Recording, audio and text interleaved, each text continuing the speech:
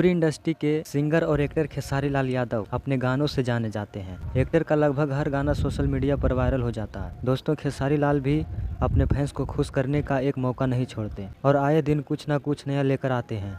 अब खेसारी लाल का एक और नया गाना दस्तक देने के लिए तैयार है, धूम मचाने के लिए तैयार है। दोस्तों गाना सोशल मीडिया पर रिलीज हो चुका है और इस गाने पर रील बनना शुरू भी हो चुका है। तो चलिए जानते हैं कि खेसारी लाल यादव का नया गाना कौन सा है और फैंस को पसंद क्यों आ रहा है। दोस्तों, खेसारी लाल यादव का जैसा भी गाना हो, फैंस तबड़तोड़ प्यार देते हैं, गाने को खूब पसंद करते हैं, फिल्म हो या गाना हो। तो दोस्तों गजब का गाना है। दोस्तों, खेसारी लाल यादव के नए गाने का नाम है गजबे कमर, जिसे यूट्यूब पर रिलीज कर दिया गया है। दोस्तों, खेसारी लाल एक्ट्रेस रानी की कमर की तारीफ करते दिख रहे हैं। दोनों के बीच गजब की बॉन्डिंग दिख रही है।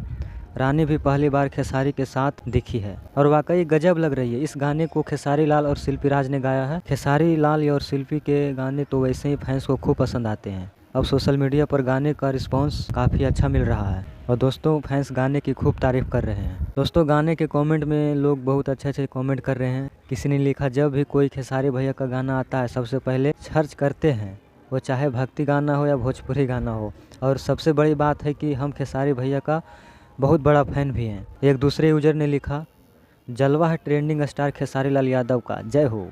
एक अन्य ने लिखा, मंदिर बिना पुजारी के, भोजपुरी बिना खेसारी के अधूरा है। वहीं खेसारी लाल यादव की फैंस ने रंग दे बसंती फिल्म की बहुत तारीफ की है। दरअसल फिल्म को भी यूट्यूब पर रिलीज किया गया है। दोस्तों, आप सब इस गाने को बहुत सारा प्यार दीजिए और हमारे चैनल को भी सब्सक्राइब कीजिए, लाइक कीजिए। इसी तरह का गाने आते रहेंगे और आपको अपडेट देते रहेंगे। जय हिंद, जय भारत, जय हो भोजपुरी।